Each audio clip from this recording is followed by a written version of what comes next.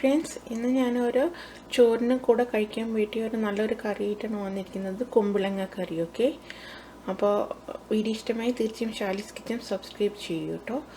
അപ്പോൾ നമുക്ക് നേരെ വീഡിയോയിലേക്ക് കിടക്കാം. അപ്പോൾ ഞാനിവിടെ 2 വലിയ കഷ്ണം കുമ്പളങ്ങയാണ് എടുത്തിട്ടുള്ളത്. അത് ഞാൻ കട്ട് ചെയ്തിട്ടുണ്ട്. ഓൾമോസ്റ്റ് ഇതൊരു 2 കപ്പ് ഉണ്ടാവും. ഇനി ഇത് നമുക്ക് ആദ്യം തന്നെ വേവിച്ചെടുക്കാം. ഓക്കെ, ഞാൻ ഓൺ ചെയ്തിട്ട് അതിലേക്ക് ഈ കുമ്പളങ്ങ ഇട്ട് കൊടുക്കാം. എന്നിട്ട് ഇതിലേക്ക് ആവശ്യത്തിന് വെള്ളം ഒഴിച്ച് കൊടുക്കുക. ഓക്കെ, ഇതിലേക്ക് ഞാനിപ്പോൾ ഓൾമോസ്റ്റ് ഒരു 1 കപ്പ് വെള്ളം ഒഴിച്ച് കൊടുക്കുന്നുണ്ട്. ഇതിലേക്ക് ഒരു 1/2 ടീസ്പൂൺ മഞ്ഞൾപ്പൊടി ആൻഡ് 1/2 ടീസ്പൂൺ മുളക് പൊടി ഇടുന്നുണ്ട്. എന്നിട്ട് ഇത് നമുക്ക് വേവിച്ചെടുക്കാം. ഓക്കെ, ഇത് അടിച്ച് വെച്ചിട്ടുണ്ട്. ഇനി ഇത് വേവിച്ചെടുക്കാം. മിക്സിയുടെ ജാർ എടുത്തിട്ടുണ്ട്. അതിൽ 1/2 കപ്പ് തേങ്ങ ഇട്ടിട്ടുണ്ട്.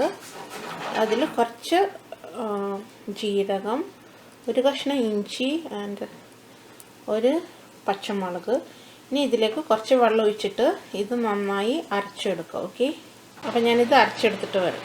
അരച്ചെടുത്തിട്ടുണ്ട്. ഓക്കെ, ഒരു 1/4 ഭാഗം വെന്തിട്ടുണ്ട്. ഇനി നമുക്കിത് കുമ്പളങ്ങ വെന്തെന്ന് അറിയാനായിട്ട് ഇതൊരു ട്രാൻസ്പെറൻ്റ് ആവും. അപ്പോഴാണ് ഇത് വെന്തെന്ന് നമുക്കറിയാം. ഇതിപ്പോൾ ഓൾമോസ്റ്റ് 1/4 ഭാഗം വെന്തിട്ടുണ്ട്. ഇനി ഇതിലേക്ക് നമുക്ക് അരപ്പൊഴിച്ച് കൊടുക്കുക. ഇതിൽ ഇരുന്നിട്ട് ഇത് വേവട്ടെ. ഇനി ഇതിലേക്ക് നമ്മൾ ഉപ്പിട്ട് കൊടുത്തിട്ടുണ്ടായിരുന്നില്ല. അപ്പോൾ ആവശ്യത്തിന് ഉപ്പിട്ട് കൊടുക്കുക. ഓക്കെ, അപ്പോൾ ഇത് നന്നായി വെന്തിട്ടുണ്ട്. ഇനി ഇതിലേക്ക് നമുക്ക് കറി ലീവ്സ് ഇട്ട് കൊടുക്കുക. ആൻഡ് 3 ടേബിൾ സ്പൂൺ തൈര്. ഓക്കെ, തൈര് ഇട്ടിട്ട് ഇനി ഇത് തിളക്കണ്ട കേട്ടോ.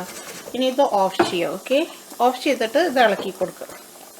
ചൂടാക്കിയിട്ട് അതിലേക്ക് ഓയിൽ ഒഴിക്കുക. എന്നിട്ട് അതിലേക്ക് നമ്മൾ ഇതിട്ട് കൊടുക്കുക. കടുക് ഇട്ടിട്ടുണ്ട്.